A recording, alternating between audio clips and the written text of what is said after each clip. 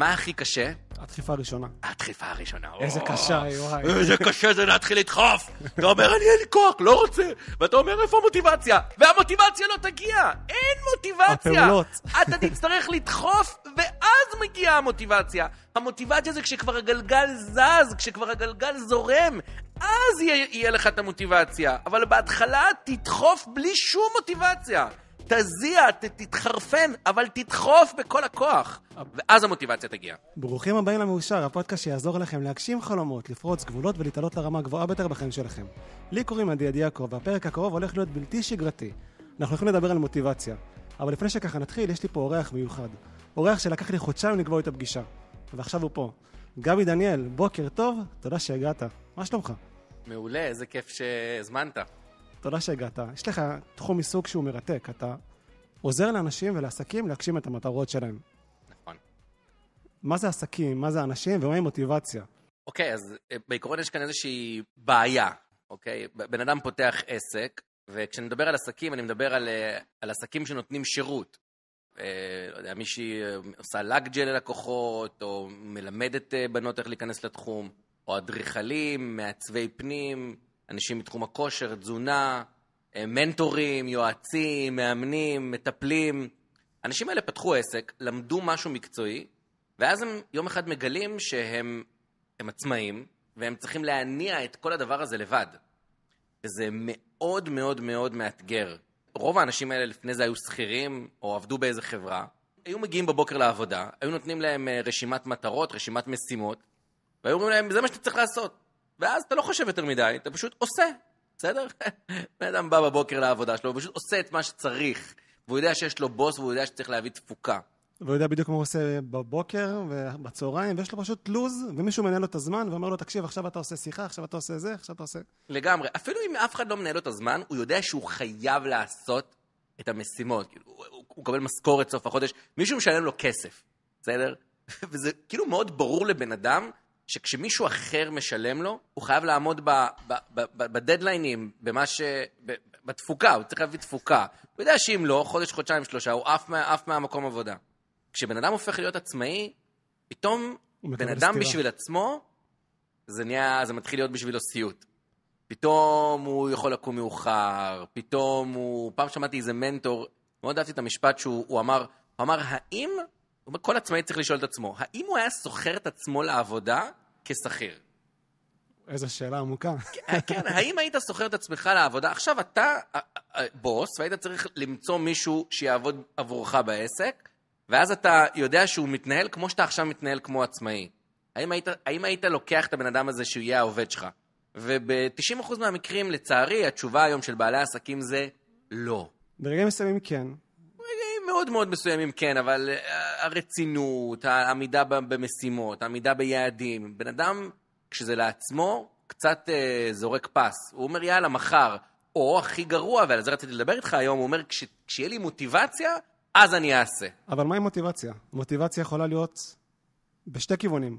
מוטיבציה של כאב, כלומר, אם עכשיו אני מרגיש כאב אז, אני חייב לעשות שינוי עכשיו, כי אם לא, אני אשלם מחיר מאוד מאוד כבד, או שאני יוצר מוטיבציה חיובית, שהיא קשה יותר לייצר אותה, היא לטווח הארוך. איך אתה מייצר מוטיבציה לטווח הארוך? אז זהו, שאני בכלל רוצה לדבר על העניין הזה של מוטיבציה. זאת אומרת, כשאתה אומר איך מייצרים מוטיבציה לטווח ארוך, לטווח קצר, או שמונע מכאב, או מונע מאהבה, כן? או מפחד, או מאהבה. אני נגד הרעיון של מוטיבציה. כשאתה מחפש מוטיבציה בשביל לזוז, אין דבר יותר לא יציב בעולם שלנו יותר ממוטיבציה. כי מוטיבציה זה משהו motivation, אתה מתרגש, אתה אומר, וואו, יש לי עכשיו מוטיבציה לעשות. אתה רעב לזה.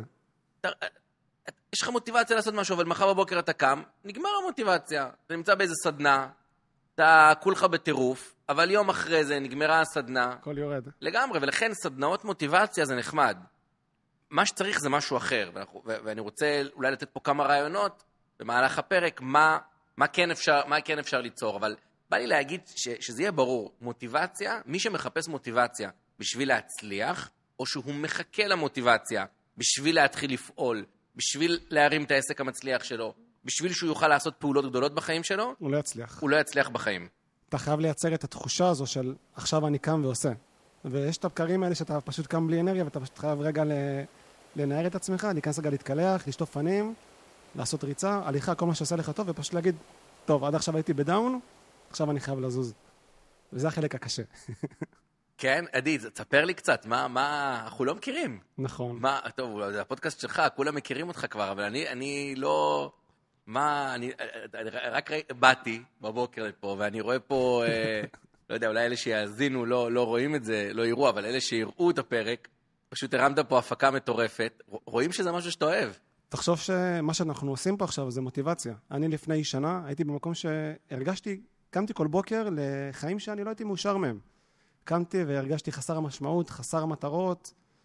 הייתי אומר, קם כל בוקר day by day, week by week, פשוט מחכה רגע שהסופה שיגיע, וזה היה נורא עצוב. אתה קם כל בוקר ואתה עושה דברים שאתה לא אוהב. דמיין לעצמך איזו תחושה נוראית זאת, לקום ולדעת שאתה מרוויח כסף, אבל הכסף הזה לא שווה כלום. באיזה תקופה היית כזה? בין כמה היית באותה תקופה? גיל 30. משבר גיל 30. ב-14 לאוגוסט שנה שעברה יום הולדת, ואמרתי לעצמי, אני בן 30, בלי זוגיות. בדיוק פיטרו אותי מהעבודה, אז גם בלי עבודה, בלי מטרות, ואני גם לא רוצה עכשיו לחזור להיות שכיר בהייטק. לא רוצה, לא בשבילי. היית בהייטק? הייתי בהייטק, כן. אמרתי לעצמי, מה אני אעשה בחיים שלי עכשיו? תחושה הכי קשה בעולם, ובדיוק מהכאב הזה, שאתה יושב במקלחת, מחבק את הרצפה נקרא לזה, ואתה מרוסק, שם מתחיל השינוי. שם אתה מתחיל לזוז. וואו.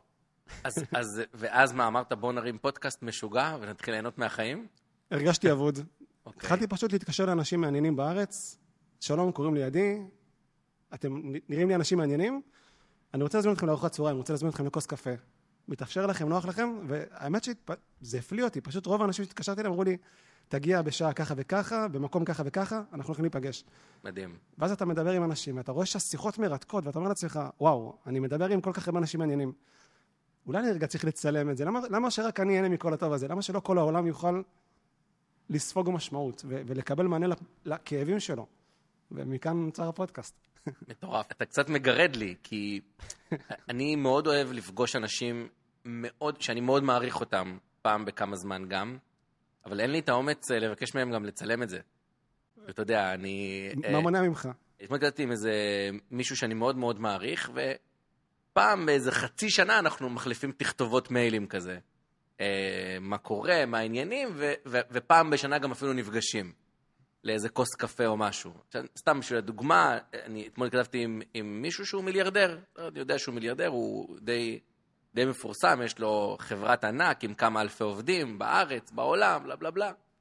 ואנחנו, בפעם האחרונה שנפגשנו, אני לא אשכח את זה שהוא התמלאתי בהשראה ממנו.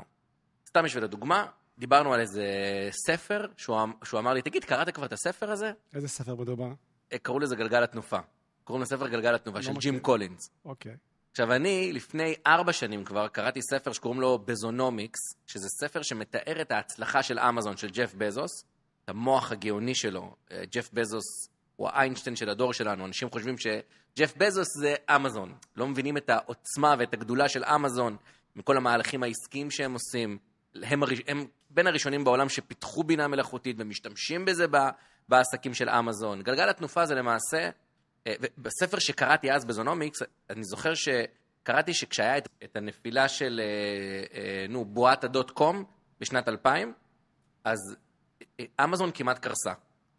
ואז בספר מתואר איך ג'ף בזוס קרא את הספר גלגל התנופה, ואז הוא הבין, נפל לו הסימון איך לבנות נכון את אמזון, ומאז אמזון הפכה להיות אחת החברות המצליחות בעולם, כן? הוא הפך להיות מולטי מיליארדר.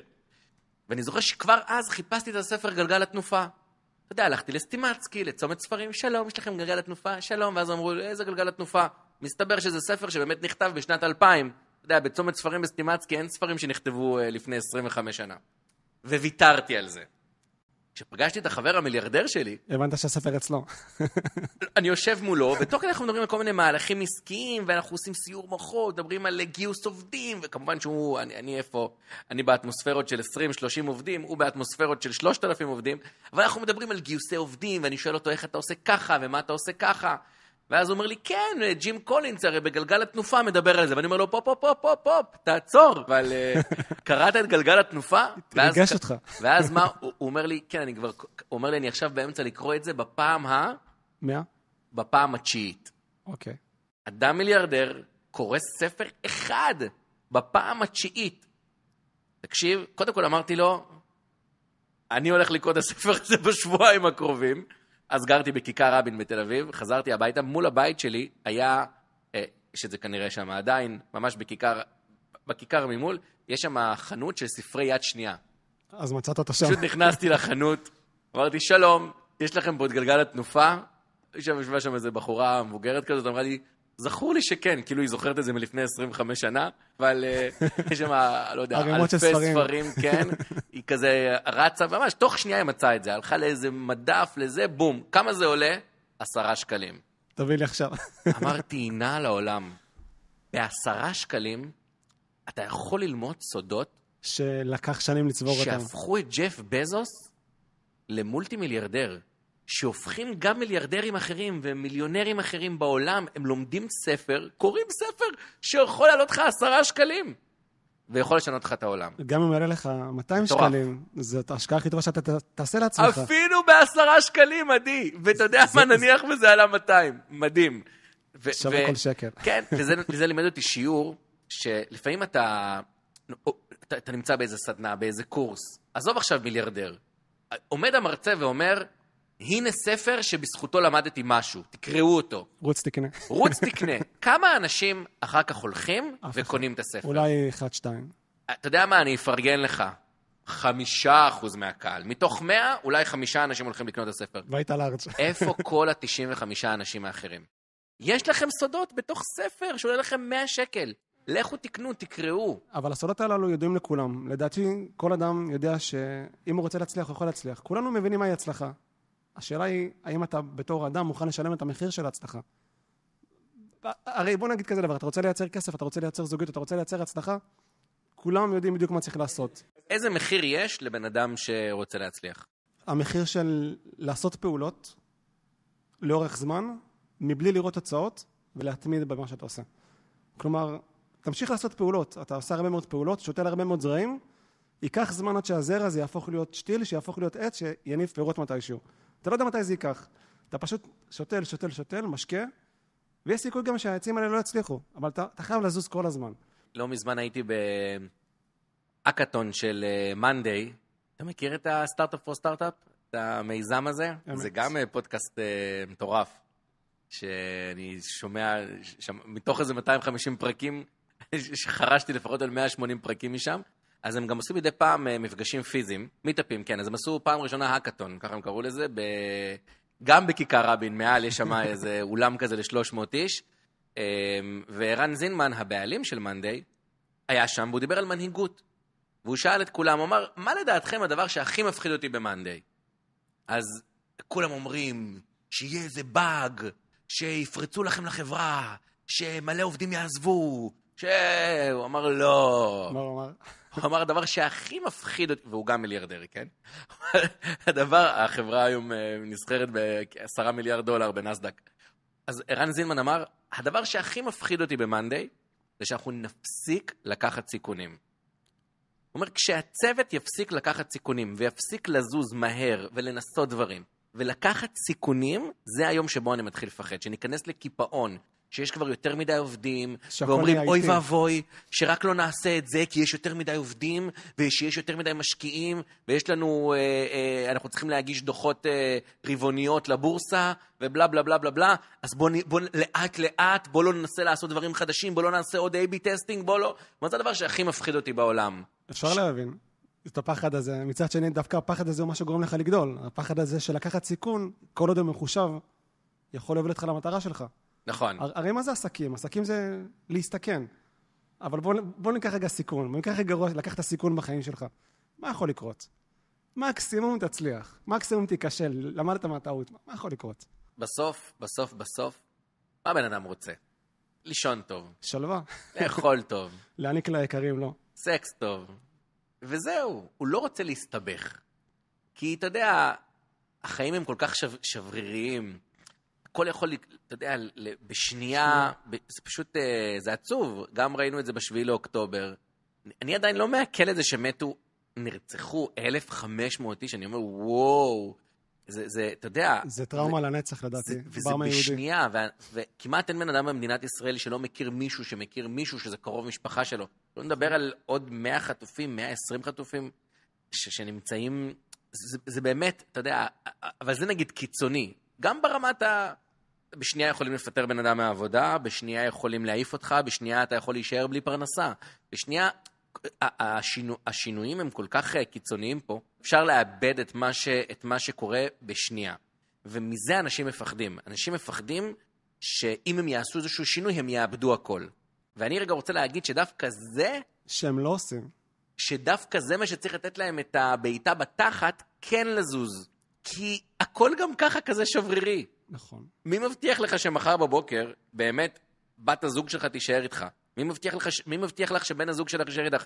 מי מבטיח לכם, לא נעים להגיד, אבל שתישארו בריאים לנצח? כי זה לא יקרה. בסדר? רק 30% מהאנשים, אם אני לא טועה, עוברים את הגיל 70 בעולם. 30% נראה לי, או את הגיל 80, נתון כזה הזייתי. מי אמר שאתה מתוך ה-30% האלה? מאיפה אתה חי בסרט מאיפה אתה חי בסרט שהיה דווקא את הגיל לגיל 80? החיים הם באמת קצרים ושבריריים. ואם בן אדם דווקא יגייס את הפחד הזה לדחף מטורף, פחד זה אותיות דחף, והוא יבין שדווקא בגלל שהחיים כל כך שבריריים, דווקא בגלל שהם כל כך קצרים, אחי, למי אתה מחכה? אתה יודע, טוני רובינס אומר, כשבן אדם יש לו מוטיבציה לעשות משהו, אפרופו מוטיבציה, כשכבר יש לך את המוטיבציה לעשות משהו, תעשה אותו מיד. למה? כי הוא אומר, איך אתה יודע, אולי עוד שנה, חלילה, מישהו, איזה קרוב משפחה ייפטר, משהו יקרה בעולם, אינפלציה, קורונה, עכשיו זה הזמן. עכשיו זה הזמן. עכשיו זה הזמן, אחי. אתה רוצה לעשות משהו, תן מיד, תרוץ. יכול להיות שעוד שבוע, עוד חודש, עוד חודשיים כבר לא יהיה עם מי לעשות את העסקים, לא יהיה לך כבר איזה חלום להגשים. אז לפעמים דווקא הרעיון הזה שאתה מבין כמה החיים הם שבריריים, צריכים לגרום לך להזיז את התחת כמה שיותר מהר. ואז מגיע החלק המפחיד, כי אתה יוצא מאזור הנוחות, אתה מתחיל להזיז את המוטיבציה, ואז מגיעים שודדי חלומות. האנשים בסביבה שלך, חברים, משפחה, הורים, אחים, עזוב, אל תעשה את זה, למה להתחיל? עזוב, תרוויח משכורת יפה, תחזור להייטק, ואז אתה נמצא בין עולמות. אם אני הולך להקשיב לשודדים, או שאני הולך להקשיב לעצמי. וזה מחיר של להיות עם אנשים או להיות לבד. מחיר כבד. אני אגיד לך מה שלמדתי מהניסיון שלי בחיים, כי אני מגיע מבית, בוא נגיד, אני חריג בנוף. אני אגיד את זה בצורה כזאת. אני מאוד חריג בנוף המשפחתי. אני מגיע מבית חרדי, אני בגיל 20 חתכתי, עשיתי המון שינויים מאוד קיצוניים בחיים שלי. כמות השינויים שעשיתי בחיים שלי, זה מה שעשיתי ב-15 שנה, זה מה ש50 אנשים עושים בחיים שלמים. כן. ואני לא מפחד לעשות שינויים. אני מאוד מאמין בזה שאם אתה מרגיש וחושב ומבין שמשהו נכון לך כרגע, יכול להיות שלפני שנה זה לא היה נכון לך, ועוד שנה זה גם לא יהיה נכון לך. אז מה, תישאר תקוע כל החיים בסיטואציה מסוימת? כאילו, אני לא רואה שום סיבה להישאר תקוע במקום שאתה לא מרגיש בו כרגע נוח, רק כי לפני שנה כן הרגשת נוח. נו, בסדר, עכשיו תזוז. דברים משתנים כל הזמן. דברים משתנים כל הזמן. תמיד, תמיד, תמיד, כשאתה עושה משהו שאתה מאמין בו, בסוף כולם מעריכים אותך על זה. אין, זה מדהים. אחרי שאתה מצליח, נכשלת, לא משנה מה. וואלה, מעריכים אותך לניסיון אפילו. אין כמעט דבר שעשיתי, ועוד פעם, אני מגיע ממשפחה חרדית, בסדר? יצאתי בשאלה, התגייסתי פתאום בגיל 24, עשיתי דברים חריגים שלא היו מקובלים, ותמיד, תמיד ראיתי, לפעמים לא יגידו לך את זה בפנים, או לא יגידו את זה בקול, אבל אתה רואה על העיניים שלהם שהם אומרים, וואלה, הוא ניסה, הוא עושה, הוא הולך בדרך שלו, הוא לא, מה יותר, הרבה יותר גרוע מזה זה לשבת ולאכול את עצמך כל החיים על זה שלא ניסית. החרטה, כמו שאמרת, החרטה זה הכלי הכי נורא שיכול להיות. אני חושב שהעולם הדתי-חרדי מכיל בתוכו סודות של הצלחה, של ברכה, של שפע. הרי פרנסה זה דבר שהוא פשוט מדהים. הרי הפרנסה, השפע נמצאים בכל מקום. מה זה כסף? כסף הוא כל הזמן זז, הוא נע. הוא לא נשאר במקום אחד. ואם אתה רגע לוקח את העקרונות של העולם החרדי, ואתה מטמיע אותם בעולם העסקים, ויש לך את היכולת לעשות את זה כי אתה מגיע משם, יש לך פה כמות יכולת מטורפת. אני מסכים ולא מסכים. תסביר.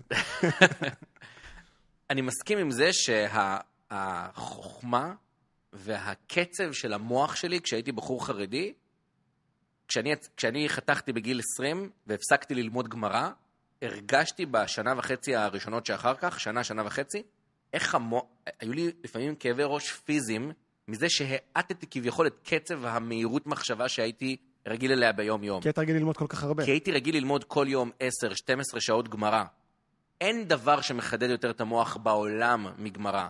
הגמרא זה, כן, התורה שבעל פה, כן, גמרא, לא נסביר פה עכשיו מה זה גמרא, אבל חרדים לומדים גמרא, בסדר, כל היום. וכמות המחלוקות והשינויים, ומביאים איזושהי תזה, ואז מתחילים לפרק אותה. זה לפעמים יכול ללמוד חודש שלם על משהו ספציפי, על איזשהו רעיון, והאם הרעיון נכון, ואם במקרה כזה הוא לא נכון, ובמקרה כזה וכזה הוא עדיין יהיה נכון, אבל במקרה הפוך אולי לא. ואז מביאים לך עוד... המוח שלך כאילו רץ באטמוספרות הזייתיות, ויש אינסוף מפרשים, ואינסוף... וזה דברים שהם מתמטיים, וזה דברים שהם קשורים לכל העולמות, לכוכבים, למזלות. אני, כשהייתי בישיבה, ידעתי שהיום שלנו, היממה של החודש, מורכב מ-29.5 ימים, ו-X שעות, ו-X שניות, ואיך זה... אתה הופך להיות אסטרולוג, נמרולוג, גיאלוג, לא יודע, הכל, בסדר? יש הכל בתורה.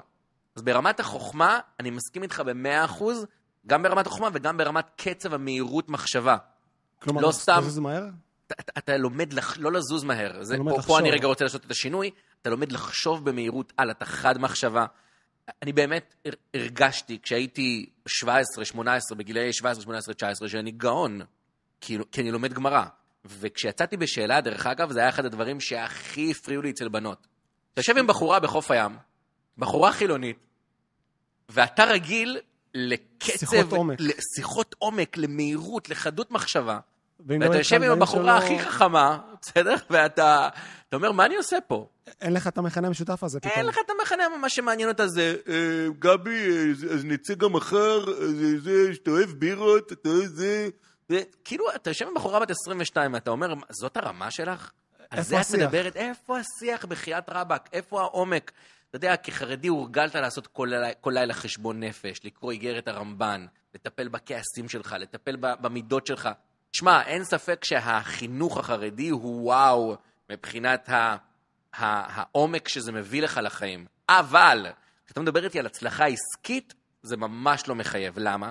כי בחינוך החרדי יש גם כל כך הרבה אמונות מגבילות על כסף, שזה פשוט מטורף. אתה מסכים איתי בוא ניקח רגע למשל, להעניק מעשר, אוקיי? לתת מעשר. רגע, אתה מדבר אבל על קודים ועל חוכמה, אמרתי לך כן. אוקיי. אבל, כמה אמונות מגבילות יש במגזר החרדי? מה למשל? פת במלח תאכל, מים במשורה תשתה. מספרים לך על הלל הזקן שלא היה לו כסף ללמוד תורה, אז הוא ישב על הגג של הבית מדרש בשביל לשמוע משהו, והוא לא רצה לעבוד וזה, ואומרים לך, מרבה נכסים, מרבה דאגה. אחי, אתה יודע כמה אמונות מגבילות יש? בכלל כשאתה גודל כחרדי, אומרים לך, אסור לך לעבוד. אתה צריך לשבת כל היום ללמוד תורה. אז אתה, במיינדסט שלך, לא מסוגל בכלל להתחיל לעבוד. כי מבחינתך, אתה חייב לשבת וללמוד תורה. זאת אומרת, אתה מרגיש רע. נכון, אז כשאתה אומר לי, כל מי שגדל בבית חרדי, יהיה מולטי מיליונר. אני פשוט אומר שהעולם הזה פתח אותך לחוכמה אדירה. לכוח של הברכה, לכוח של ההסתכלות עצמית. אני רואה בדת משהו טוב, אני רואה, אמרת חשבון נפש. לא, זה מעולה, פשוט. ותבין, אני מסורתי, אני לא מגיע מעולם שהוא דתי, אבל אני רואה בדת כל כך הרבה דברים שהם אהבת הזולת. הרי איך אתה יכול להיות בעל עסק בלי לאהוב את האחר? איך אתה יכול להיות בעל עסק בלי לדעת שלמישהו יש בעיה ואתה יכול לעזור לו? אתה חושב שבמגזר החרדי כולם אוהבים אחד את השני? אני לא חושב, אני כן חושב אבל מחנכים למידות האלה, או מנסים להגיע למידות האלה. אוקיי, אני איתך, ואהבת לרעך כמוך, זה כלל גדול בתורה, כולם שרים את זה מגניב, הכל טוב. אבל אתה יודע, זה דווקא עוד יותר מחדד, כמה שיכול להיות פער בין מה שאתה יודע שצריך לעשות, או אתה אפילו יודע איך לעשות, לבין בתכלס לעשות. וזה מחזיר אותנו גם למושג מוטיבציה. אבל תכף נחזור למוטיבציה, אני כן רוצה להתייחס למה שאתה אומר. אני כן מסכים כמובן שיש חוכמה אדירה, שלא, אחרי הפרק איתך נראה לי אני אקבל נעצות מחרדים, וזה בסדר. אני מאוד אוהב את המגזר החרדי, אני גדלתי בו. אתה יודע, אני יכול לנסות לברוח מהמגזר החרדי, אבל המגזר החרדי טבוע בי. באמת אני מרגיש את זה. וכן, ברמת מה שאמרת פה, הקודים של השפע, זה דברים שאני מלמד אותם, אתה יודע, בקפסולת ההצלחה שלי, שאני עושה פעם בחודש, פעם בחודשיים לבעלי עסקים וזה, הסשן השני מדבר על כלי של שפע, וזה כל דברים שלמדתי בישיבה, שכולנו, אנחנו כלים של שפע, ואם אתה רוצה להגדיל את הכלי, אז אי אפשר להגדיל אותו. צריך לשבור את הכלי. ולעבור לכלי גדול יותר? ולעבור לכלי גדול יותר. זה דברים שלמדתי בישיבה, אני זוכר, למדתי את זה ברש"י, במסכת קידושין, לא יודע, שם באיזה דף, לא זוכר כבר איזה. בסדר? אני זוכר את הטקסט הזה, אני זוכר את הדברים האלה, ונכון, אתה צודק, זה הקודם של השפע. זה הקודם של השפע, שאם אתה רוצה להכניס גם יותר לכלי שלך, תעשה איזה חור למטה בכלי, תשחרר, יא בונקר, תן מעשרות, תוציא כסף. אני גם מספר שכל פעם כשאני מרגיש רע, תמיד אני משחרר, וברור שאני גם תמיד נותן מעשרות, ואני עוזר כמה משפחות ספציפיות שמרובות ילדים, ואני עוזר להם והכל. אבל עדיין זה לא אומר שאנשים עושים את זה, עדי. לא כל חרדי עושה את זה. זה לא בהכרח חרדי או חילוני, זה העובדה ש... ביהדות, בתורה. ביהדות, זה ערכים, נקרא לזה ערכים, זה איך גדלת, איך אתה רוצה להקים את הבית שלך, איך אתה רוצה להקים את העסק שלך. כן. מה הקווים המנחים שלך בתור אדם, נקרא לזה ככה? פעם אבא שלי אמר לי משפט יפה, שכאילו הוא הגדיר לי מה ההבדל בין, הוא לא אמר לי בין חרדי לחילוני, הוא אמר לי בין יהודי לגוי. אוקיי. הוא אמר לי, גוי לא גונב כי זה לא מוסרי. זה לא מוסרי לגנוב. יהודי לא גונב גם כי זה לא מוסרי, וגם כי אסור לגנוב. אז למעשה, לגוי יש מנגנון הגנה אחד. ליהודי יש 2 מנגנוני הגנה. ואז שאתה שואל, אז למי יש סיכוי יותר גבוה לגנוב? אז ברור שגם יהודי יכול לשחרר כל רסן, אבל הוא כבר צריך לשחרר 2 מנגנוני הגנה. הוא גם צריך לזרוק את הדעת לפח, וגם את המוסריות שלו לפח. אז מן הסתם, לבן אדם שיש יותר מנגנוני הגנה, מן הסתם הוא אדם יותר שמור, הוא אדם שפחות יעשה את הדברים שלא מוסרי לעשות, כי גם אסור לו לעשות אותם. איך מייצרים מוטיבציה כשאתה מרגיש שאתה לא מסוגל לייצר אותה? אתה מנסה לרוץ, לקפוץ, לעשות הכל, מוזיקה, כלום לא עוזר. אז הנה הסוד הגדול. הסוד הגדול. מי שמחפש מוטיבציה, והוא מחפש את המוטיבציה כדי להתחיל לפעול, הוא לעולם לא יתחיל לפעול, או שהוא יפעל פעם כי מוטיבציה, כמו שאמרתי לך, זה משהו שהוא עולה ויורד, עולה ויורד. בוקר, יום אסל, יום באסל, יום אחד תהיה לך מוטיבציה מדהימה, תכבוש את העולם, טירוף, תתחיל לעשות קידום ממומן, נתחיל לבנות את הדף נחיתה, יום אחרי, אין לי כוח, וזה אפילו רק יכול להזיק לבן אדם. כי ביום של המוטיבציה הוא ייקח את הסיכונים, יום למחרת הוא צריך להתמודד עם הסיכונים, ואז כבר אין לו מוטיבציה בשביל לפעול ברמה שבאותו יום הוא כן לקח את הסיכון. ואז הפחד משתק. וככה פשוט נשברים ומתרסקים. מה כן צריך להבין? שלא לחכות למוטיבציה. אנשים מצליחים, אנשים שעושים דברים גדולים, מבינים שהמוטיבציה מגיעה באמצעות הפעולות. כלומר, הם לא אומרים בוא נחכה למוטיבציה ואז נתחיל לעשות, אלא הם אומרים בוא נתחיל לעשות, והם יודעים שברגע שהם מתחילים לעשות, המוטיבציה מגיעה גם. אני באתי לפה אחרי שעשיתי הליכה. בבוקר קמתי, לא היה לי מוטיבציה ללכת. אז למה עשית את זה? אבל עשיתי הליכה, כי אני רוצה לעשות הליכה, כי אני יודע, תשמע, הצוות שלי גם יודע, בבוקר, אם אני מגיע למשרד, כשאני קצר, אוי ואבוי. אז הם ישר אומרים לי, לא עשית הבוקר ספורט, נכון? אני אומר להם, נכון, ואני ממשיך להיות קצר. אין, זה משהו באנרגיה. אבל כשאני מגיע, לפעמים אני מגיע למשרד בבוקר, מתחיל לרקוד להם, שם מוזיקה, נהנה, נותן לכולם כיף, הם אומרים לי, בונה, היום עשית ספורט חזק. אז אתה גם משפיע על הסביבה שלך, כשאתה מגיע ככה, אז כולם הופכים להיות מדהימים, וכיפים והכל, ואז אתה אומר, אוקיי, לא חיק, אבל כשקמתי ב-6 בבוקר, ויצאתי מיד לעשות הליכה מהירה, אגב, אני אפילו מדבר איתך על איזה ריצה, או על מכון כושר, כולה לקום ולעשות הליכה מהירה. פשוט לנוע. זהו, רק להזיז את הדם, להזיז את הגוף. עכשיו, תחשוב איזה מדהים זה, כי כשקמתי בבוקר, לא היה לי מוטיבציה, לעולם לא קמתי בבוקר אי פעם, והיה לי מוטיבציה לצאת מיד לעשות הליכה. בחיים זה לא קרה. בחיים אין, אני תמיד מעדיף להמשיך לישון, נשבע לך. אני כל כך אוהב לישון שאין דברים כאלה. אבל אני קם ואני לא מחכה למוטיבציה. אתה מייצר אותה. אני לא מייצר אותה, אני פשוט... מייצר פעולות. סליחה שאני כל שנייה חולק עליך, כי אני רוצה שנוציא את זה מהלקסיקון, שאני... כאילו אני מחכה, אני לא מחפש גם לייצר את המוטיבציה, אני פשוט יודע שאני חייב בבוקר לקום, ודברים יקרו. ולברוח מהבית, כאילו חלילה הבית בוער באש. ככה אני תמיד אומר לאנשים, למתאמנים שלי. כי זה אזור שנוח לך. תקום בבוקר, ותחשוב כאילו חס וחלילה אתה נמצא באזור של סכנה, ואתה חייב לברוח מהמקום. סימנה לספורט, פשוט לברוח מהבית. אני מבטיח לך שאין בן אדם ביקום כולו שיסיים את ההליכה אחרי 40 דקות, 50 דקות, ולא יהיה לו מוטיבציה. ברור שתהיה לך מוטיבציה, אתה זז, אתה חי. לגמרי. אתה מרגיש את החיים. זה חיות, זה הכל. עכשיו, זה לא רק בזה.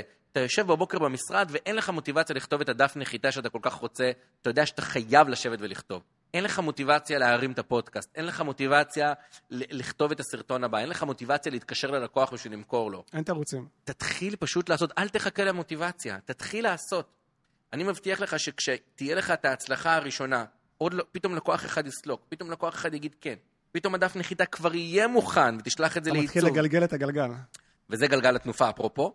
הספר שדיברנו עליו לפני, שלמעשה הספר הזה, האמונה שלו, זה שדמיין סלע ענק, בסדר? שמאוד קשה לדחוף אותו. קשה מאוד לדחוף אותו. אתה צריך לגייס את כל כוחות הנפש והפיזיות והמנטליים שלך, בשביל להתחיל לדחוף, ואתה בהתחלה מזיז את זה מילימטר. ואז אחרי זה עוד 2 מילימטר. אבל הוא זז. הוא זז, אבל בקושי ידיע, אתה צריך להשתגע שם בשביל להזיז אותו. אבל בסוף אחרי שהוא כבר מתחיל להתגלגל, זהו. אי אפשר לעצור אותו. זה הכוח של המומנטום בעולם. מומנטום זה הכוח הכי חזק באנושות. כדור הארץ לעולם לא יפסיק לרוץ בגלל המומנטום. שמש, הירח, כוכבים. המומנטום. אבל מה הכי קשה? הדחיפה הראשונה. הדחיפה הראשונה. איזה קשה, וואי. איזה קשה זה להתחיל לדחוף. אתה אומר, אני אין לי כוח, לא רוצה. ואתה אומר, איפה המוטיבציה? והמוטיבציה לא תגיע. אין מוטיבציה. הפעולות. אתה תצטרך לדחוף, ואז מגיעה המוטיבציה. המוטיבציה זה כשכבר הגלגל זז, כשכבר הגלגל זורם. אז יהיה לך את המוטיבציה. אבל בהתחלה תדחוף בלי שום מוטיבציה. תזיע, תתחרפן, אבל תדחוף בכל הכוח. ואז המוטיבציה תגיע. הבעיה היא שאנשים מתחילים לדחוף, והם מתחילים טיפה להזיז, ואז קשה להם, אז טוב, הם רגע יוצרים רגע להפסקת קפה, סיגריה, הפסקה, ואז כבר הם לא חוזרים, כי זה קשה. אז אם אתה לא מייצר פעולות, או שאתה מתחיל ואתה מפסיק באמצע, איך אתה רוצה לייצר את השינוי? חלק מגלגל התנופה זה התמדה, התמדה מאוד מאוד קשוחה. אתה יודע, להתמיד, פעם אמרתי, מה זה בעצם נקרא להתמיד במשהו? הרי אם אתה אוהב לעשות את מה שאתה אוהב, זה לא נקרא להתמיד. מה זה נקרא התמדה? לעשות דברים שאתה לא אוהב. ולהמשיך. אז קבל משהו יפה. התמדה זה היכולת שלך לקבל עכשיו את ההחלטה שזה מה שנכון לך, וזה מה שאתה אוהב לעשות, להתחיל לעשות את זה, וכשאתה מגיע למצב שאתה שונא לעשות כבר את אותו דבר, להמשיך. אז לסמוך על עצמך מספיק טוב, שכשקיבלת את ההחלטה, היית במקום נכון. בדיוק, כשקיבלת את ההחלטה שאתה רוצה לעשות את הדבר הזה שעכשיו קשה לך לעשות, היית מספיק חכם בשביל להגיד, אני רוצה לעשות את זה כל יום ולהתמיד בזה, כי אני יודע שזה מספיק חשוב לי ונכון לי, ואני חייב לעשות את זה כל יום. ואז זה מכניס אותך למיינדסט שאתה אומר, אני סומך על עצמי. תחשוב גם ברמת הערכה העצמית, אתה אומר, וואלה, אני זה שקיבלתי את ההחלטה, שזה הדבר הנכון בשבילי. לדוגמה, כל בוקר לעשות הליכה. אז בבוקר הראשון, כמו שאמרת, מלא מוטיבציה. אחרי שבוע אתה כבר מת להפסיק. אבל אתה אומר, רגע, אני סומך על עצמי שכשלפני שבוע הבנתי, בשכל שלי, זה לא היה בן אדם אחר. אני אמרתי לעצמי שלעשות כל בוקר הליכה זה דבר חשוב. אז אני חייב לעשות את זה כי אני אז אני סומך על עצמי שזאת הייתה החלטה נכונה, ואני חייב להמשיך למרות שכרגע לא בא לי. למה כי אני זה שהחלטתי את זה? וכנ"ל גם ההתמדה של כל יום לעשות שיחות מחירה, וכל יום לעלות סטוריז, ולעשות את הדברים גם כשלא בא לך. עכשיו, אני רוצה רגע להגיד פה משהו. זה כאילו נשמע ממני שאני איזה בן אדם קיצוני כזה. אני לא חווה את זה ככה בכלל. אוקיי, אבל אני יודע, לפעמים אומרים לי, מה? אבל מה אם לשלב רוח ונפש? ומה עם הרוגע הנפשי שלך? זה לא ביחד. ותראה, ברור שצריך גם לנוח לפעמים. ברור, פשוט הסגנון שלי, שוב, כל אחד באמת הוא שונה בזה. הסגנון שלי, אני מאוד מאמין ב-work hard, play hard. אני מאוד מאמין בזה. אני פעם בכמה זמן טס, אבל כשאני טס, אני טס בביזנס. אני טס ברמות הכי גבוהות, ישן במלונות הכי יקרים בעולם, נהנה ברמות מטורללות. זה ככה אני אוהב, אבל כשאני בעבודה, אתה עובד. אני קורא את התחת. אני יכול לעבוד ביום גם 17 שעות. לא רואה בעיניים. אני בטוח שאתה עושה את זה, כי אתה לא מרגיש את זה בתור עבודה. אתה מרגיש את זה אולי, נקרא לזה שליחות. לא, אני מרגיש את זה בתור עבודה. קשה לי, מאתגר לי. זה קורע לי את החיים. אני אומר לך בכנות, זה קשה. אתה סובל מזה? לפעמים אני סובל, בוודאי, מה השאלה? אתה חושב שכיף לי לעבוד 17 שעות ברצף לפעמים? אין בעיה. תשמע, יש לי 3 עסקים פעילים. אוקיי. בסדר? ששניים מהם אני גם ממנכ"ל. אתה חושב שאני כל הזמן, אני אחרי הפודקאסט שלך פה עכשיו, אני עוד חצי שאנחנו מסיימים, אני רץ, יש לי פגישה עם שני השותפים שלי. אנחנו צריכים לבנות רודמפ לחודשיים הקרובים. אז למה אתה עושה את זה, אם זה גורם לך לכאב? כי אני מסתכל מה יקרה עוד 4 שנים, ואני מסתכל מה יקרה, אני מסתכל על כל האנשים סביבי, שמחתימים כרטיס, כבר עבדתי 8 שעות, די, מתי זורקים את העט הפסקה? ופשוט די. העט פשוט, פינג. אני מסתכל עליהם, הם כל החיים, עצובים. לא נעים להגיד, ירבו ללחם, או כל הזמן יחשבו על השקל הבא. אני לא רוצה לחיות ככה את כל חיי, וואלה, אני אומר לך בכנות, אני רוצה בעוד 3-4 שנים, לצאת לחופש כלכלי אמיתי. מה זה חופש כלכלי? מה זה חופש כלכלי? שאני יכול לעשות מה שבא לי, כמה שבא לי, עם מי שבא לי, איך שבא לי, איך שאני רוצה, בכל דבר שאני רוצה. אבל מה גורם לך להגיע לזה? לא שאני אעשה כל דבר, אבל היכולת הזאת שאני יודע שאני יכול, וכמובן שאני יכול להעניק לילדים שלי, שהם החיים שלי, מה שהם רוצים. וביד רחבה. תשמע, אני גדלתי בבית חרדי, אמרתי לך, הלמה שלי הוא מאוד חזק. אצלי בבית ספר אני זוכר מקרים שהחברים הכי טובים שלי לא יכלו לצאת איתי לטיולים, כי אבא היה אברך, ולא היה לו 50 שקל בשביל לספסד את הטיול השנתי של הילד. ולי זה קרה אז את הלב. אני אמרתי, וואו, אין לבן אדם כסף. אני זוכר כילד, בגיל 11. אמרתי לעצמי, אין לבן אדם כסף. ההורים שלי תמיד העניקו, הכל בסדר, לא... אבל ראיתי את החברים שלי ואמרתי, אין לבן אדם כסף לשלוח את הילד שלו לטיול. אבל זה מה שגם גורם לך להעריך את הכסף. ואז הלמה שלי, אבל, שוב, אבל כבר יש לי עכשיו מספיק כסף, אני יכול עכשיו להוריד לחץ ולעבוד 5 שעות ביום. ואז... אבל אני חושב על עוד 5 שנים, אני חושב על הילדים שלי, אני חושב על הנכדים שלי, אני חושב על האימפריה שאני רוצה לבנות, כמשפחת דניאל. כי אני מבין שלחיות בבינוניות, זה לא אני, אין מה לעשות. שמה, עשיתי את המבחן של גלופ, אתה מכיר את המבחן של גלופ? עכשיו גלה את חוזקותיך? לא שמעתי. יש מבחן, יש דבר כזה שלכל אדם יש את החוזקות שלו. יש סט של 35, או אני לא זוכר, 36 חוזקות, לכל אדם, ויש לו את הטופ 5. וגלופ הוא בעצם המציא את המבחן, זה איזשהו דוקטור, משהו, לא יודע, פסיכולוגיה, לא יודע בדיוק מה, שבארצות הברית הוא עשה את הניסוי הזה על מעל 200,000 איש. זאת אומרת, זה אחד המבחנים הכי אמינים בעולם, לחוזקות. כל אחד, אגב, גם אתה יכול היום לשבת באינטרנט ולחפש עכשיו גלה את חוזקותיך, גלופ טסט באנגלית, אבל כמובן שאתה יכול לעשות את המבחן בעברית, אתה משלם משהו כמו $25 באינטרנט, ואתה פשוט עושה את המבחן. זה מבחן שלוקח בערך 45 דקות לעשות. שואל אותך אין ספור שאלות, שאתה צריך לדרג מ-1 עד 5 כל מיני דברים. כשקורה ככה, מה אתה מרגיש? מה אתה מרגיש כשאתה צריך זה? אתה יודע, זה מבחן אישיות מאוד מאוד קשוח, שאין דרך לעבוד על המבחן. זאת אומרת, הוא ישאל אותך מיליון שאלות, גם אם פה טעית קצת, בסוף הוא יגיע לחקר האמת. בדיוק. ואחרי זה 45 דקות מסתיים המבחן, הוא עושה את האלגוריתם שלו, והוא אומר לך, מה הם 5 החוזקות הכי גבוהים שלך בחיים? עכשיו, יש ספר גם בעברית, עולה 150 שקל, שקוראים לו עכשיו גלה את חוזקותיך. שזה בעצם מבוסס על המבחן. שזה מבוסס על המבחן, ואתה למעשה יכול לקרוא את הספר ולהבין, קודם כל בהרחבה, מה זה אומר. הם אומרים לך עכשיו שהחוזקה שלך זה עתידני. מה זה אומר? אומרים לך שהחוזקה שלך זה מצוינות. מה זה אומר? אומרים לך שהמבחן שלך זה אמונה. מה זה אומר? יש ממש סט של חוזקות והסבר, ואז להבין איך אתה משלב בין החוזקות שלך, ואיך אתה מנהל עובדים שיש להם חוזקות מסוימות.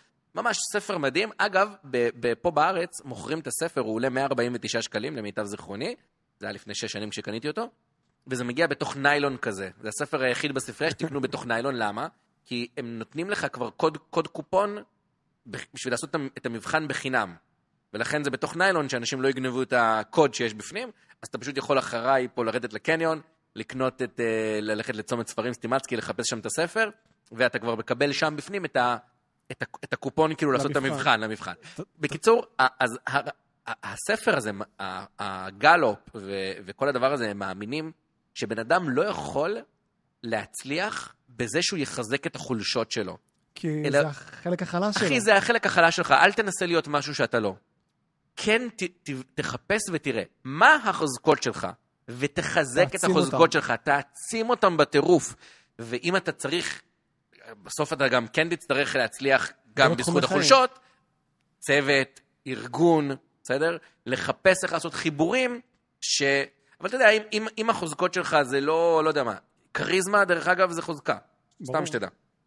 אם, לא יודע, ואתה רוצה לפתח עכשיו קריירה ולעמוד על במה, אז אולי זה לא החוזקה שלך. אני לא אומר כרגע כן או לא, אני רק זורק דוגמאות, בסדר? גם כולנו אנשים חזקים, אין אדם שהוא לא חזק במשהו. אנשים לפעמים אומרים, אני לא יודע במה אני טוב. מה זאת אומרת, אתה לא יודע במה טוב? כולנו טובים במשהו. כל אחד טוב במשהו, לגמרי. באמת, אני פוגש כל כך הרבה אנשים, ואנשים שגם, אתה יודע, הם מתאמנים שלי, אז הם משלמים לי הרבה מאוד כסף כדי שאני אלווה אותם. אז הם מן הסתם פתוחים בפניי כמו ספר, אין בן אדם שאין לו כישרון במשהו. רק אתמול פגשתי מתאמנת שהתחילה אצלי את התהליך לפני 3 חודשים, וכשהתחילה אצלי את התהליך היא אמרה לי, גבי, אני עצלנית. איך אמרה לי? אני עצלנית. אני לא יודעת מה לעשות. גם זו חוזקה, כי אדם עצלן יכול להיות אדם יעיל. אני לא רוצה לעבוד קשה, אני רוצה לעבוד בצורה יעילה. גילינו מה החוזקות שלה, גילינו מה היא אוהבת לעשות, הבנו מה כן, וכשאתמול פגשתי אותה אמרתי לה, תגידי גברת מם, לא משנה מה השם שלה, גברת מם. האם את זוכרת מה אמרת לי לפני 3 חודשים? היא אומרת לי, לא, אני לא זוכרת. אני אוהב שאנשים לא זוכרים את המצב A שהם הגיעו אליו, כשהם הגיעו איתו. אמרתי לה, את זוכרת שאת אמרת לי קבל עם בפגישה, אמרת לי, גבי, אני עצלנית. את קולטת? ואז היא כזה הורידה את הראש, היא אמרה לי, וואו, אני לא מאמינה שאמרתי לך את השטות הזאת. אמרתי לה, אבל אז את פשוט אמרת את זה בביטחון מלא, אני עצלנית. את לא עצלנית, פשוט לא היה לך חשק לעשות דברים שזה לא החוזקות שלך. אם בן אדם יחפש מה החוזקות שלו... אז יש לו את הדלק לזוז. וואו, יש לו את הדלק לזוז. שוב, הוא ימצא את החוזקות והוא יעבוד ויפעל בתוך תחום החוזקות, כן? כאילו מן הסתם. ואז הוא פתאום יראה שיש לו מלא חשק לעבוד. פתאום, מה זה חוזקה? חוזקה זה הדברים האלה שכשאתה עושה אותם... אתה מרגיש מלא. זה בא לך בקלות. נכון. אתה לא מרגיש בכלל שעבדת. נגיד, אין ספק שהחוזקה שלך, אני לא יודע לאיזה חוזקה זה קשור, אולי מצוינות, אולי, אני לא יודע, אבל אתה אוהב שהכל מדויק. בסדר? אתה אוהב שהכל מדויק. עדי, באמת, רואים את זה. תשמע, זה מבאס אותי שאנשים, כשהם צופים בפרק, הם לא רואים את כל מה שיש פה מסביב. אתה צריך לעשות איזה פעם, איזה סרטון רק על זה. על איך הכל אצלך נראה פשוט מדהים. באמת, החולצה שלך מגוהצת. למרות שהחולצה שלי הייתה בניקוי יבש, היא פחות מגוהצת מהחולצה שלך. הכל מדויק, והתספורת, אחי, כאילו לא תספורת בראש, כי אני מדבר על הזקן. זה בסדר, אחי, גם אתה ואני הולכים לאותו ספר. בכל אופן, אתה מבין? עכשיו, יכול להיות שמישהו אחר, שזאת לא החוזקה שלו, הפרטים הקטנים האלה, היה מתחרפן. לעולם לא, הוא במקום שור, הוא היה מזמין מיקרופון של בננה, אוקיי? או של שורה, לא יודע מה, הוא היה מתבלבל. אתה אוהב את הפרטים הקטנים האלה. עכשיו, זאת חוזקה מסוימת שצריך לדעת איך לחזק אותה, ומצד שני, בדברים שאתה פחות טוב בהם, תן למישהו אחר לעשות. תציל סמכויות. לגמרי. אדם עכשיו מחליט לפתוח עסק. אז הגיע להבנה שהוא חייב לסגור את העולם של השכירים שלו, והוא יוצא לדרך עצמאית. כנראה שבהתחלה הוא לא ירוויח כמו שהוא אמור להרוויח, אבל אם כבר הוא רוצה להצליח, והוא יודע לדמיין את התמונת חזון, והוא יודע לעשות את הפעולות, והוא מבין שהוא צריך לזוז, מתי זה באמת משתלם לו, ומתי הוא מגיע לנקודה שהוא אומר לעצמו, וואו, עכשיו אני צריך להרוויח סכום שהוא שווה את ההחלטה. אני חושב שבעל עסק שפותח עסק, היעד הראשוני שלו צריך להיות 50,000 שקל בחודש. למה? כי אני כמובן מדבר אני לא משחק במשחק של הפטור, אני כמובן מדבר על המשחק של העוסק מורשה. בסדר? כי במשחק של הפטור זה אומר שאתה מכניס כל השנה 100,000 שקל, כולל ההוצאות שלך. אני לא יודע איך אפשר לחיות פה במדינה מ3,000 שקל בחודש, או לא יודע, 5,000. זה לא משחק מבחינתי. לכן מבחינתי כשאני מדבר איתך זה ישר עוסק מורשה. בסדר? אז עוסק מורשה משלם מע"מ 17%, כמובן אחרי הוצאות, אז נניח ועכשיו הכנסת 50,000 שקל בחודש. לא משנה מה אתה, מאמן אישי, מטפל רגשי, נייליסטית, קוסמטיקאית, כל תחום, מתווך נדל"ן, לא יודע, כל מה שאתה רוצה. נניח והכנסת עכשיו 50,000 שקל. עכשיו יש לך הוצאות, יש לך או משרד, או עוזרת אישית, או קידום ממומן, או ההוצאות הגולמיות של המוצר עצמו, אם אתה עושה סדנאות, אז עולה לך, כיתה עולה כסף, אם אתה צריך לעשות שיווק, אתה צריך לעשות סרטונים, עולה לך כסף, לעשות פודקאסטים, דברים האלה עולים כסף, גם נכון? הזמן שלך עולה כסף. חכה, זה בסוף המשכורת נגיד, בסדר? זה כאילו מה שישאר לי, בסדר? זה על הזמן שלי והכל. אני אומר, אבל קודם כל ברמת העסק, יש את ההוצאות הגולמיות ואת ההוצאות התפעוליות, הגולמיות זה ההוצאות הישירות על מוצר ספציפי, והתפעוליות זה ההוצאות השוטפות, העקיפות נקרא לזה, כמו משרד, עוזרת אישית, איש מחירות. חלק מהחיים של העסק. שזה העסק, בסדר?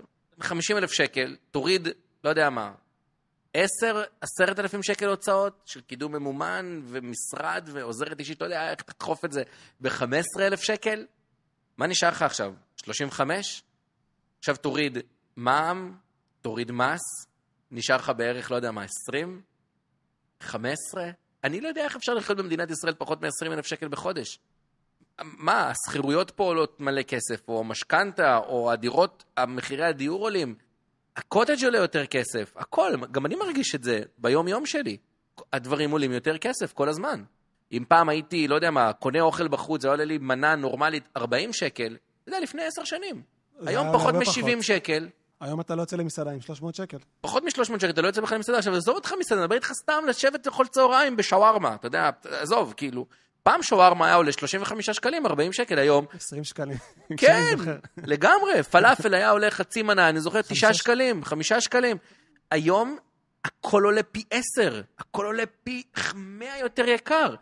אז איך אפשר להכניס, אני באמת לא יודע, איך אפשר להכניס פחות מ-50,000 שקל בחודש.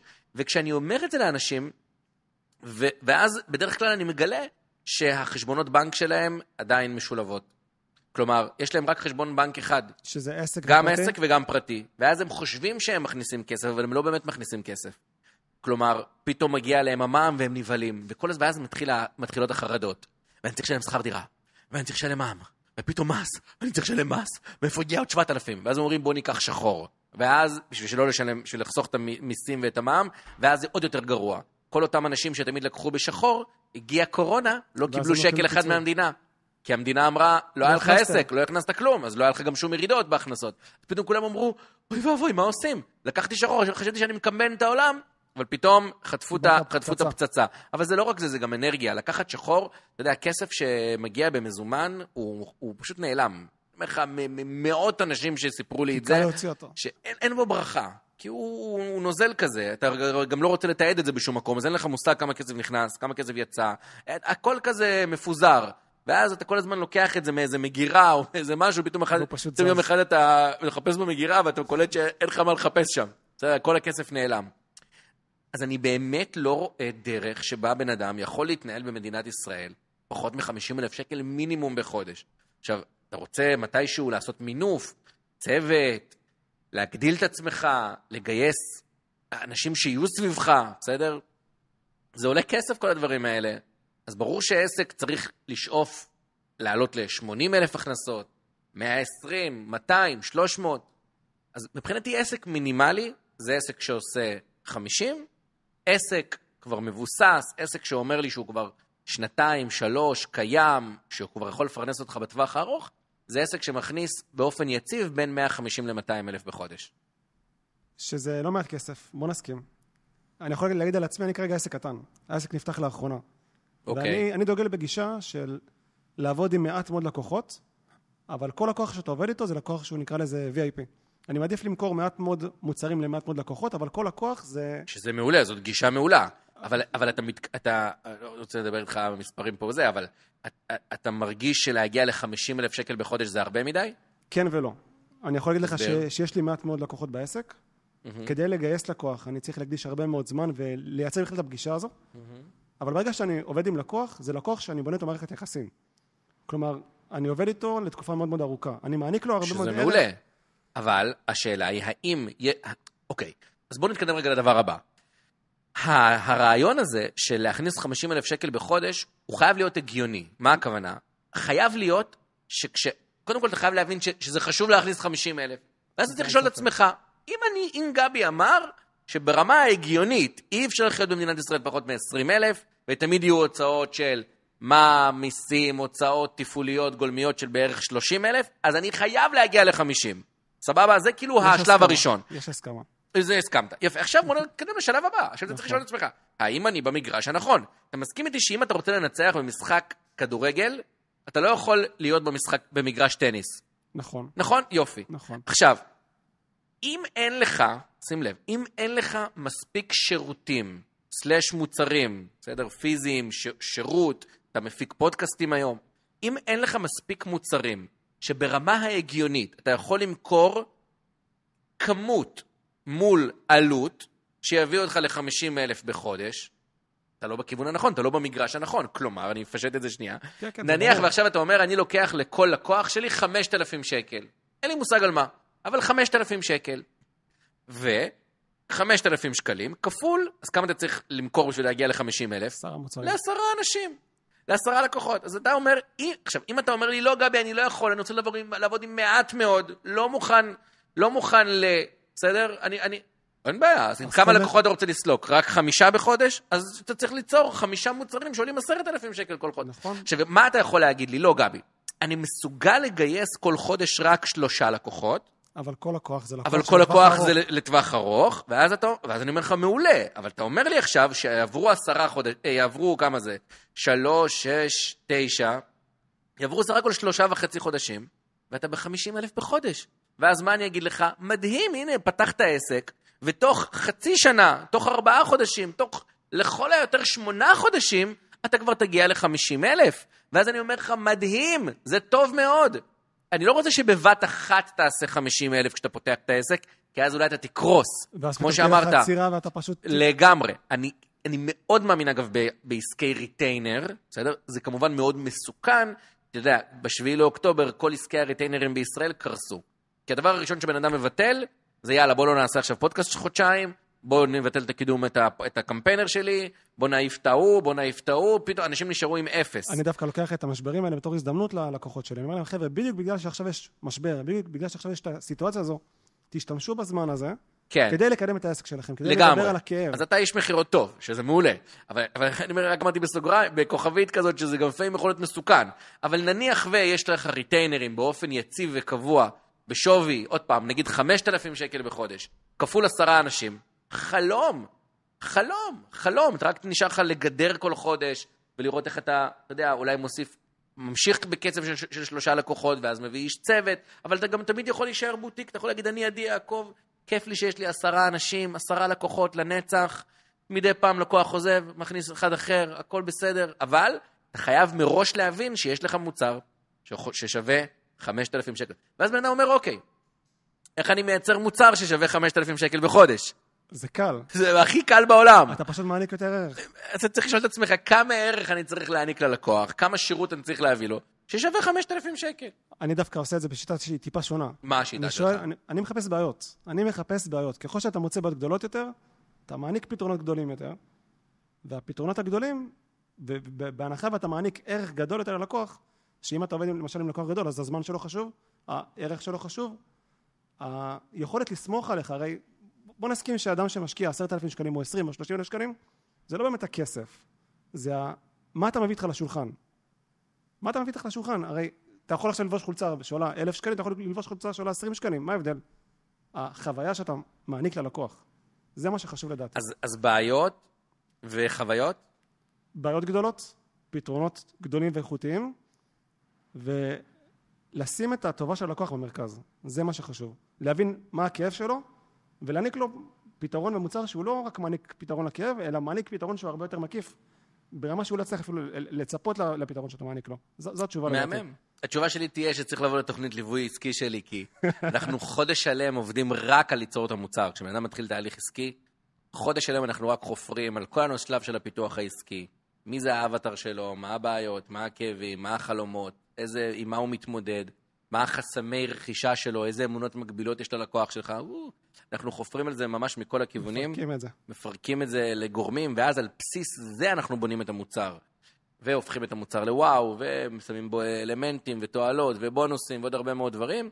ואז פתאום אתה רואה אנשים שעד היום היו מוכרים איזה קורס או איזה שירות שלהם ב2,000 שקל, פתאום הם יכולים למכור את זה ב7,000 שקל. שזה אותו מוצר באריזה שונה. זה אותו מוצר, עשינו לו רפריימינג, אולי הוספנו שם עוד 2 בונוסים שעולים ללקוח, שעולים, לבעל העסק, עוד 1,000 שקל.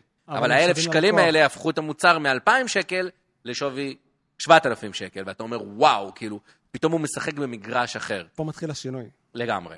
אז אין לי תשובה מהירה לתת לך, כמו שאתה נתת פה, פתרונות גדולים, אבל יש דרך לעשות את זה, להפוך מוצרים לוואו.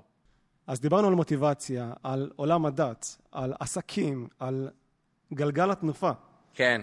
ובוא נשאל את השאלה הבאה, אני ככה נמצא איתך כבר שעה שלמה ואני חווה כמות ערך מטורפת. ועוד לא התחלנו לדבר. ראית מה זה? אנחנו בטוח גם נשמור על קשר. מי שככה צופה בנו עכשיו ורוצה ליהנות מהתכנים שלך, ליהנות ממך בתור בן אדם, אולי אפילו להיעזר בכלים שאתה מעניק פה ולקבל ייעוץ ועזרה. איך מוצאים אותך? איך יוצרים איתך קשר? קודם כל, תודה על השאלה המפרגנת. קודם כל, למצוא אותי באינסטגרם, אני חושב שזה הכלי שיווק הכי עוצמתי שלי.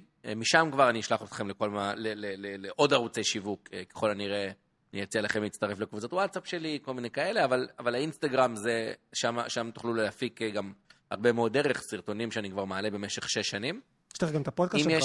יש את הפודקאסט שלי, אמרתי לך, דרך האינסטגרם כבר נשלח אותם לכל השאר, יש טיק טוק, אני פעיל בהכל, ואם יש משהו שאני מאחל לכל בעל עסק לעבור במדינת ישראל, זה קפסולת ההצלחה שלי, שזה יומיים שלמים איתי, שאני עושה פעם בחודש, ושם אני מעביר אנשים חוויה מטלטלת, שבה אנחנו גם משלבים רוח, גם משלבים מוטיבציה, גם משלבים שינוי זהות, כי בסוף, זה מה לא דיברנו על זה, אבל בסוף בן אדם מחפש מוטיבציה, אבל אם בזהות שלו הוא הופך להיות איש עסקים מצליח, אז הוא כבר חושב כמו איש עסקים מצליח, והוא הופך.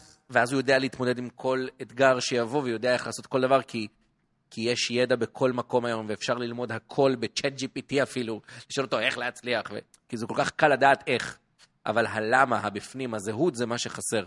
חושבים שם שינוי זהות, אסטרטגיות עסקיות, משפך הכסף, איך בונים מצע שאי אפשר לסרב לה, הרבה מאוד תוכן, מינוף, ועוד המון דברים. זה תוכנית הדגל שלי, כמו שאומרים, לשם אני שולח כל מי שרוצה, גבי, מי אתה?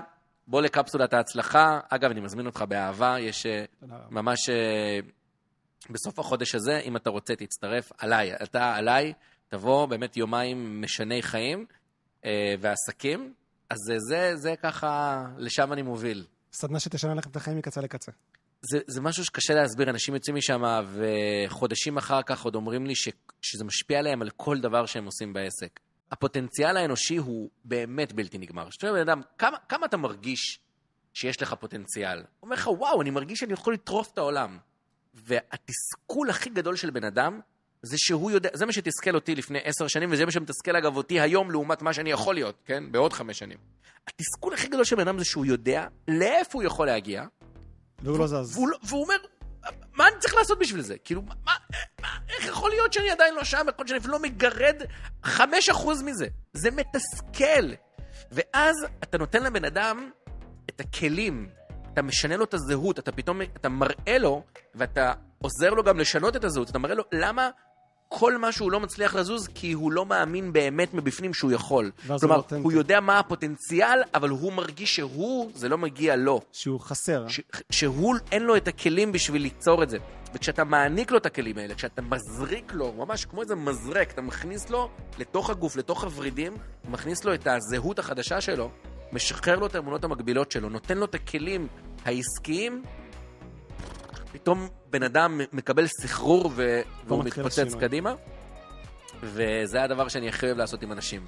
אני תמיד אומר לאנשים, מה שהשגת עד היום בחיים, זה בזכות מה שהסכמת ללמוד, להתפתח, לחקור על עצמך, על העולם. אבל כל מה שאתה תשיג מהיום והלאה, זה מה שתעשה היום. זה הדברים שאתה תסכים לחקור על עצמך, שתסכים ללמוד בעתיד, שתסכים להכיר אנשים חדשים.